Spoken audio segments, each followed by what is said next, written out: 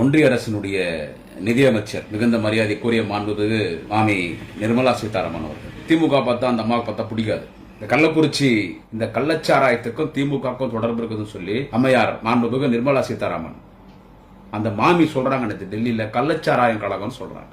கள்ளச்சாராயம் கழகம் என்று திராவிட முன்னேற்ற கழகத்தின் மீது இந்த அம்மையார் குற்றம் சொல்லுகிறார் என்று சொன்னால் உங்களிடத்தில் என்ன ஆதாரம் இருக்கிறது?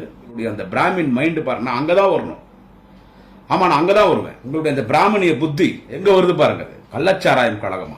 அப்ப பிஜேபி ஆல் இண்டியா லெவல்ல பிஜேபி பாலியல் ஜலசா கட்சி, சமூக விரோதிகளின் ஒட்டுமொத்த கூடாரம் பாரதிய ஜனதா கட்சி. மாண்புமிகு ஐராத்த மாமி நிர்மலா சீதாராமன் அவர்களே, குஜராத்தில் நரேந்திர மோடி அவர்கள் பிரதமராக இருக்கும் பொழுது 127 பேர் விசச்சாராயத்தை குடித்து இறந்து போனார்கள். குஜராத்தில் பூரண மது விலக்கு. அப்ப மோடி ரிசைன் பண்ணாரா? சொல்லுங்க மாமி, உங்களுக்கு வந்தா ரத்தமா, எங்களுக்கு வந்தா தக்காளி சட்னி. 3 பிஜேபி மாவட்ட தலைவர் அண்ணாமலை அதிரடியா நீக்கிறதுக்கு என்ன காரணம் தெரியுமா? அத்தனை பேருக்கும் சாராய வியாபாரிகள். நாளைக்கு யாருன்னா சாராயம் சேர்த்துட்டாலோ இன்னைக்கு ரைட்ல அவங்க மாட்டினாங்களோ அப்ப அவங்க பிஜேபி மாவட்ட தலைவராக இருந்தா ஏற்கனவே நமக்கு நல்ல பேர் இல்ல, பூரா கேடி கேப் மாதிரி முள்ள மாதிரி முச்சோக்கி போட்டு 840 அத்தனை பேர் நம்ம பிஜேபியில சேர்த்து வச்சுக்கிறோம்.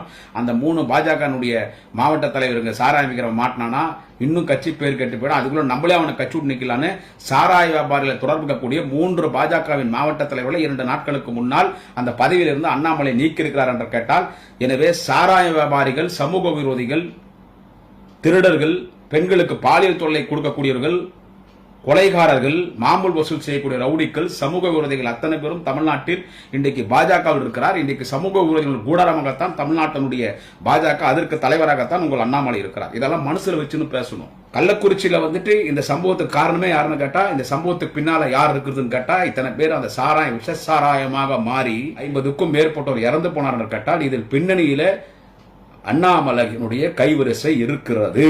திமுக 40 தொகுதியில ஜெயிச்சிச்சு. திமுக கெட்ட பேர் இப்ப உருவாக்கணும். விக்கிரவாண்டி தேர்தலில் அவங்களுக்கு ஒரு பாதிப்பு வரணும். இடைத்தேர்தலில் வர எம்எல்ஏ எலெக்ஷனுக்கு திமுகவுக்கு ஒரு பெரிய கெட்ட பேர் உருவாக்கணும்னா இதுல இருந்து ஸ்டார்ட் பண்ணலாம்னு சொல்லி கள்ளக்குறிச்சியில அந்த கள்ளச்சாராயம் குடித்து விட்டு இறந்து போனார்களே, அந்த கள்ளச்சாராயம் சாவுக்கு பின்னணியிலே அண்ணாமலையின் கைவரிசை இருக்கிறது என்பதை பதிவு செய்துவிட்டு சொல்லுகிறேன். அந்த அண்ணாமலை கூட தேர்தலில் நின்ன அந்த கூட. ஆனா நீங்க தேர்தலில் நின்னீங்களா? அந்த 100% அந்த பிராமின் ஃபேட் உங்களை இவ்வளவு பேச வைக்குது மேடம். எனவே இப்படி பொய்யும் பித்தலாட்டத்தனமாக ஒரு மிகப்பெரிய நிதி அமைச்சர் பொறுப்பில் இருந்து கொண்டு, ஒரு பெரிய பொசிஷன்ல இருந்து கொண்டு நீங்கள் இப்படி பேசுவது, இவ்வளவு பொய் பேசுவது, இவ்வளவு அநாகரிகமாக அவதூறு பேசுவது நீங்கள் வகிக்கிற பொறுப்புக்கு உங்களுக்கு அழகல்ல என்பதை மட்டும் மாண்புமிகு மாமியார்களுக்கு தெரிவித்துக் கொள்கிறேன்.